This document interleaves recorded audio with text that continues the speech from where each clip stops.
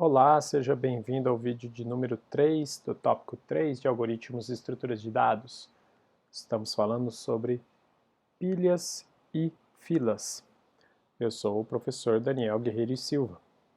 No vídeo anterior a gente viu a implementação do arquivo doublestack.h e doublestack.cpp, implementações de uma pilha de dados para guardar dados do tipo double usando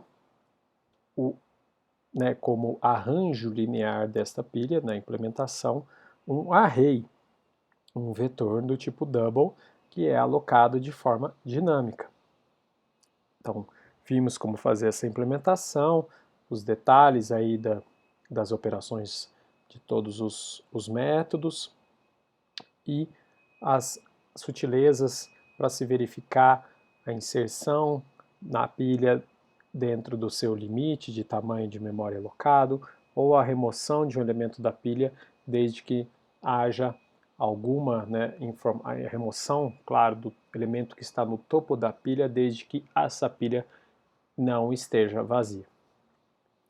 Muito bem, vocês podem, claro, conferir essa implementação que discutimos no vídeo anterior na página do curso, no Aprender 3, é o arquivo doublestack.cpp, e agora a gente vai tentar fazer uma melhoria, discutir uma implementação melhorada de pilha para endereçar essa questão colocada no slide.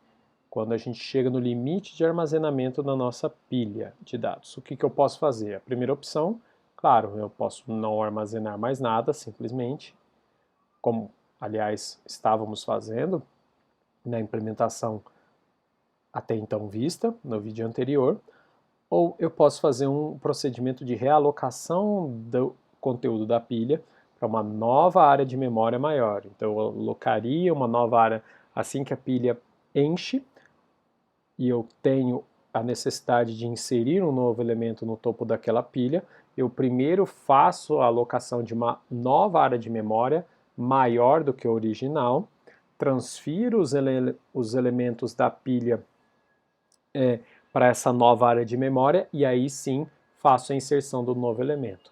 Claro que isso tem um custo e aí está indicado no slide que você vai ter uma cópia desses N elementos e esse custo, claro, vai ser proporcional a esse número de elementos. Vai ser uma operação de custo computacional Ozão de N para você realocar memória caso a sua pilha encha. Então, será que a gente pode fazer algo melhor do que isso? Sim, podemos. E a gente vai atacar esse problema através da classe list oferecida pela STL, pela biblioteca padrão da linguagem C++. A gente estudou a classe list no tópico anterior, em que falamos de listas ligadas, e usando uma estrutura do tipo list para implementar a nossa pilha em cima dela, a gente se livra dessa questão de realocação de memória, porque, como vocês devem se lembrar, a lista ela faz uma alocação dinâmica dos nós para inserção de novos elementos dentro, no início ou no fim da lista, sob demanda. Essa alocação é feita sob demanda, a cada operação de inserção você daí instancia, aloca dinamicamente um espaço em memória para esse novo nó e pelo mecanismo de apontadores, encadeamento entre os nós da sua lista, você controla as regiões de memória em que esses nós se localizam e você consegue percorrer, acessar todos esses elementos através desse mecanismo de apontamento indireto de um elemento para o próximo ou um elemento para o seu antecessor naquela lista. Então, a gerência de memória ela fica, digamos assim, implícita aí dentro do trabalho da lista, porque ela vai alocando novos nós de memória em regiões esparsas da memória do computador à medida que é necessário. O outro ponto que a gente vai incluir nessa nova implementação, e que é um recurso novo, acredito que a maioria de vocês não conheça, é o recurso dos formatos ou templates, que é um recurso que permite a gente escrever classes, funções que manipulem tipos genéricos de dados, tipos abstratos de dados, tipos esses que só vão ser materializados, concretizados em algum tipo específico no momento da instanciação de um objeto daquela classe ou no momento da invocação daquela função escrita. Isso é um recurso muito interessante do C++, muito útil, e que é usado na prática através do comando template. Então, quando eu declaro, como está aí exemplificado no slide, template, abro aí sinal de menor, maior, indico a palavra class, T, eu estou indicando que T é um tipo genérico de, digamos assim, de classe, que eu vou trabalhar na minha declaração de função, na minha declaração de classe, definição de classe, com esse tipo genérico T, e que depois, na instanciação de um objeto daquela classe, ou na invocação de uma função que trabalha com aquele tipo T, daí sim eu vou indicar explicitamente quem é esse tipo T, e aí o compilador vai usar essa informação do momento da instanciação do objeto para traduzir aquele código genérico para um código, digamos assim, concreto para se trabalhar. Como é que isso se encaixa aqui no nosso contexto de pilha? É que a gente vai usar esse recurso de formatos justamente para escrever a implementação da nossa pilha usando lista ligada para trabalhar com o tipo genérico T, para armazenar um objeto de uma classe genérica T. Vamos escrever o código dessa maneira, de tal forma que depois eu possa instanciar objetos dessa classe pilha para guardar inteiro, guardar double, guardar string, ou seja, guardar objetos os mais genéricos possíveis. Então, para a gente continuar essa discussão, eu vou agora aqui alternar para o código, para o ambiente Linux, vocês estão vendo aí, e vocês podem ver aí na tela o arquivo genlist stack.h, que está disponível também para vocês aí entre os exemplos desse tópico na página do Aprender. Então, como é que eu faço? Eu vou criar a minha pilha nova, a nova classe de pilha, chamada LLStack, e ela vai guardar um tipo genérico T. Então, eu primeiro, se eu vou usar no escopo da declaração dessa classe, esse tipo genérico, logo antes da declaração da classe tem que vir esse comando aqui, template class T, onde T é o nome do tipo que eu quero trabalhar de forma genérica. E aí aqui eu vou ter a implementação da classe, vamos falar da implementação dos métodos daqui a pouquinho, e lá embaixo eu tenho um membro privado, que é o único atributo, na verdade, que essa classe minha tem, que é, assim como o array data na implementação double stack era o array em que eu guardava os dados da minha pilha, aqui eu vou ter a lista LST, que é uma lista que guarda os dados da minha implementação de pilha, baseada em lista.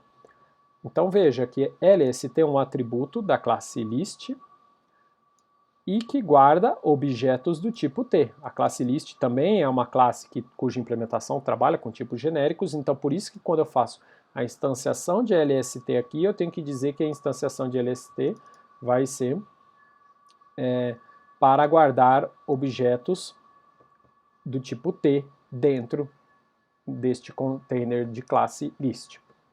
Muito bem, aí agora aqui a gente pode passar para os métodos. O construtor aqui eu estou deixando vazio, o construtor da classe, simplesmente porque eu quero fazer a inicialização padrão do atributo LST, então eu não preciso colocar nenhum comando aqui de inicialização no caso, eu poderia até deixar aqui sem declaração de construtor. Aqui o método clear é um método que permite eu limpar a lista ligada, e eu estou estendendo esse recurso do método clear disponível na classe list. Recomendo também que vocês acompanhem esse vídeo com o manual de referência da classe list, que está disponível no c++.com ou no cppreference.com. Vocês entram lá e pesquisam std::list, e vocês vão ver toda a documentação da classe, com a documentação das funções membro e tudo mais. Uma das funções membro é a função clear, que limpa a lista toda. Então eu posso também implementar em cima da função clear a função membro clear para a pilha, né, para minha classe, para objetos da classe LL stack, que vai também, obviamente, limpar os dados da pilha. O método isEmpty, ele vai ser implementado através também da invocação do método empty da classe list. Então, para o meu objeto LST, eu invoco o método empty, que também retorna um booleano true se a lista está vazia. E assim eu também posso verificar se a pilha está vazia, retornando esse resultado da chamada. O método pick, aquele método que pega e retorna uma cópia do valor do elemento guardado no topo da minha pilha, aqui no caso ele é um pouquinho diferente, porque eu vou primeiro, eu vou adotar como topo da pilha o final da lista ligada. Então, por isso aqui eu estou chamando o método back. O método back, se vocês olharem na documentação da classe list, vocês vão ver que é um método que retorna uma referência para o último elemento guardado na lista. Então, por isso que eu estou dizendo aqui que eu vou retornar o que retorna o método back de LST, e o tipo desse retorno, conforme está aqui na declaração, é T e comercial, ou seja, o operador de referência, ou seja, tipo, o tipo aqui é referência para classe T. Ou seja, eu vou retornar uma referência para o objeto da classe T armazenado dentro da minha lista. Por quê? Porque a implementação do método back da classe list funciona dessa maneira, retornando uma referência e não uma cópia do valor. Então, aí passamos para o método pop. O método pop é aquele método que eu quero que remova da minha pilha o elemento que está no topo e retorne uma cópia desse elemento removido. Então eu faço isso primeiro invocando de novo o método back para pegar uma referência para o valor que está no final da lista, ou seja, no topo da minha pilha, guardo esse valor em EL, depois eu removo esse valor e a remoção do valor no topo é feita através do método popback da classe list. O método popback da classe list, ele remove, elimina o elemento que está no final da lista, e aí sim eu retorno o elemento removido, encerrando a função. E vejam, claro, que o tipo de retorno é o tipo T, porque essa lista guarda elementos do tipo T, conforme foi declarado aqui no membro privado aqui, LST. Por fim, falta a gente falar do método push. O método push é o que insere um elemento dentro da pilha. A inserção é feita através do método de inserção da classe list, que é o pushback. Então, o pushback insere um elemento no final da lista. Esse elemento tem que ser passado como um argumento do tipo const. Se vocês olharem também a documentação lá da classe list para o pushback, vocês vão ver isso daí, vão ver que o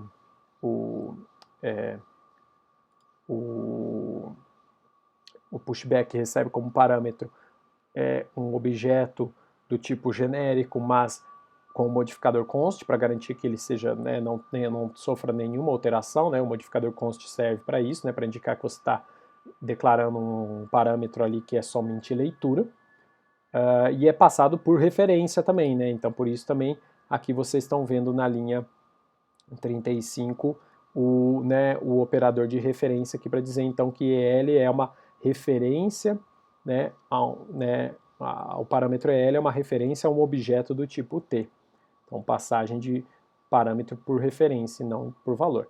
Então, com o pushback eu insiro o elemento no final da minha lista, o que equivale, o final aqui está representando o topo da minha pilha. Então, eu insiro no final, removo do final, o que implementa justamente aquela política que a gente falou, que toda pilha deve ter, que é de last in, first out. O último inserido é o primeiro a ser removido ou sair. Então a implementação é essa. da minha classe GenList Stack. Vamos agora, deixa eu alternar aqui para o testapilhas.cpp. Aqui o testapilhas a gente tem, né, o testapilhas também é um arquivo fonte disponibilizado para vocês aí como exemplo dentro da página do curso, que a gente vai brincar justamente com essa biblioteca, essa implementação de pilha que a gente acabou de falar. Estou incluindo então o arquivo de cabeçalho, genliststack.h. Perdão, eu acho que eu não comentei, mas vocês repararam que o genliststack.h é um arquivo de cabeçalho, mas que está com implementação aqui da classe genérica, que usa, né, o tipo genérico T. Isso é obrigatório. Quando você trabalha com classes com tipos genéricos, a declaração e definição tem que vir todas dentro do arquivo .h, porque o compilador, nesse processo de tradução automática da classe para do tipo genérico para o tipo concreto, no momento, né, usando as informações do momento de instanciação dos objetos, ele precisa então, né, fazer essa tradução consultando o código da definição dela por inteiro. Então, se você não separa, né, esses dois mecanismos, ele não vai ter acesso à implementação antes, né, do processo de linkagem, que ele precisa fazer justamente antes de fazer qualquer linkagem com outros códigos, ele já precisa ter olhado para a implementação toda. Ela não tem como, né, ela ser pré-compilada se você ainda não viu quem são os trechos de código que vão instanciar objetos daquela classe. Então, por isso que classes genéricas estão declaradas e definidas dentro do arquivo .h. Então, bem, observação feita, voltemos aqui. Aqui, então, eu vou criar, vejam só, aqui está um exemplo claro do benefício, do poder de se usar classes genéricas. A mesma classe LLStack, eu estou criando aqui um objeto pilha para guardar elementos double, como vocês estão vendo aí na linha 12, e um objeto pilha 2 para guardar elementos do tipo string. Então, eu vou ter uma pilha para guardar números reais e outra pilha para guardar palavras. Poderia criar, né, N pilhas para guardar os outros N tipos de objetos genéricos que eu queira. E aqui, então, a gente tem um códigozinho simples para, primeiro, preencher com alguns valores a pilha de valores reais e aqui também preencher com algumas palavras a pilha de valores string. Aqui, no caso, a gente vai ler, enquanto, né, não digitar o sinal de EOF, Ctrl D, no caso do Linux. E aí depois, depois de inserir elementos, a gente esvazia a pilha usando a operação pop, o método pop implementar. Muito bem, vamos fazer o teste deste código. Vou aqui, já estou na pasta do código, então eu já vou invocar aqui o compilador. Os argumentos. No caso, eu só tenho um arquivo .cpp, né? Reparem, o outro .h tem implementação, mas ele já foi incluso através da diretiva include dentro do testapilhas.cpp, então não preciso pré-compilar.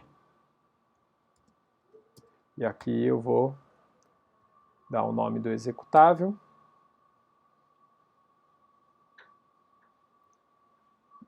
Aqui temos um warning, só uma coisa simples, porque eu usei sz, é uma variável que está inteira, e o i está do tipo sizeT, então ele dá um warning porque você está comparando dois tipos inteiros um pouco distintos, mas isso não tem problema. E agora sim eu vou executar o testa_pilhas. Aqui vou colocar algumas palavras para experimentar, Ctrl D. Então vejam, reparem, né, que na saída aí do programa, a ordem de inserção dos números e a ordem de remoção dos números e também a ordem de inserção das palavras e a ordem de remoção das palavras. Reparem que justamente elas se invertem. E é justamente uma consequência desse mecanismo, dessa política das pilhas, em que o último que entrou já é o primeiro a sair numa operação de remoção. Então, basicamente é isso que eu gostaria de apresentar a vocês nesse vídeo aqui, que discutiu uma implementação mais robusta, digamos assim, de pilhas de dados, trabalhando com a classe list, oferecida pela biblioteca padrão do C++, e trabalhando também com o conceito de template, usando o mecanismo de template para definir um tipo genérico T e fazer a implementação da classe de pilha em cima desse tipo T. E aí dando a flexibilidade para a gente criar objetos dessa classe pilha para criar os nossos próprios containers, ou seja, criar essa classe de objetos em que no momento da instanciação do objeto é que daí eu indico qual é o tipo de dado, o tipo de objeto que eu guardo dentro desse objeto container que vai manipular aí, esses dados para mim, dependendo, aqui no caso, seguindo a política de uma pilha de dados. Então, ficamos por aqui nesse terceiro vídeo do tópico e nos vemos no próximo vídeo. Até mais!